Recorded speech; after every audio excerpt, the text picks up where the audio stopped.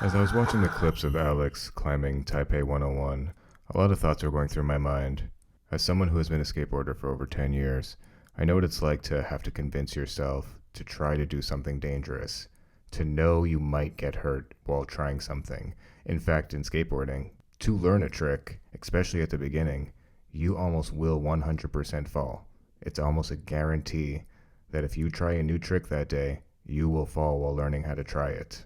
There's not very many activities or sports where falling and potentially getting hurt is part of it.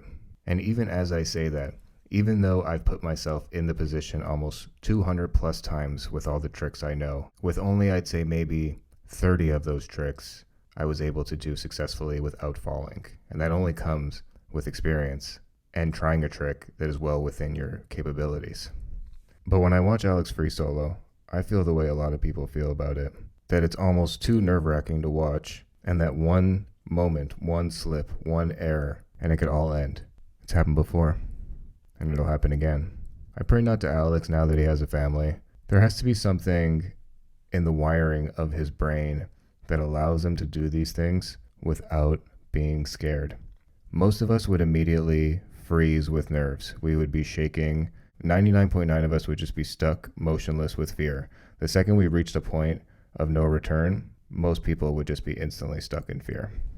And whether he's on some type of spectrum or not, there is something in his brain that lets him push past the fear in a way that I've never seen before, which is why I started off this video talking about skateboarding and how dangerous it could be and scary it is to look down 5, 6, 7, 10 stairs and then a rail on top of those stairs and thinking about jumping on top and sliding down that rail on your skateboard. And then pushing yourself to do it, knowing that you probably will fall the first time. But that thought process and pushing yourself to try a trick like that, where you probably will get hurt, seems to pale in comparison free soloing. And that's why I said Alex must have some way of thinking in his brain where fear just does not affect him in the same way it does everybody else. When he was standing on top of Taipei 101 taking the selfie, as if he was just standing on the street corner taking a selfie, that probably freaked me out more than anything. But you could see he's up there smiling. It was a great moment for him. And his wife's there, happy. Not to take away from Alex's incredible athleticism, because of course what he's doing is insanely athletic. That I'm not saying. But what I am saying is that for him to do these things, it goes past being athletic.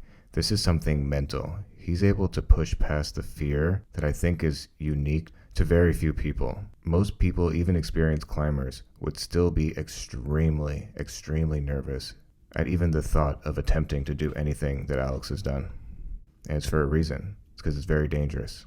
And I don't like the example that it necessarily sets by exposing this to millions of people.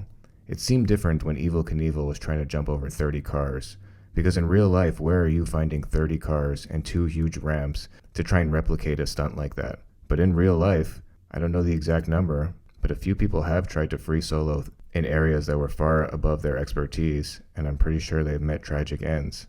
So I don't like the example that this sets, and I don't like the energy that this puts out into the universe.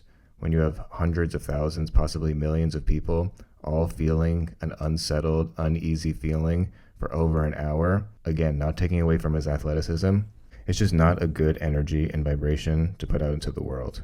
And I hope he succeeds in every other climb he has. I just personally hope he doesn't do it in front of people.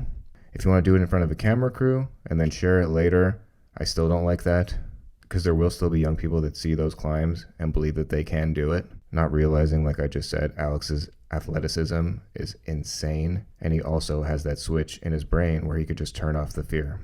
But I don't believe it's something you can train for. And that's why me personally, someone who's not opposed to physical sports, I feel like there's a difference. There's a difference between watching someone fall on a skateboard while trying a trick and watching Alex, who at any potential moment could lose his life. It feels very, very different, and I don't like the way it feels. And I know a lot of other people don't like the way it feels either. Let me know your thoughts down below. Like and subscribe for more. Bye for now.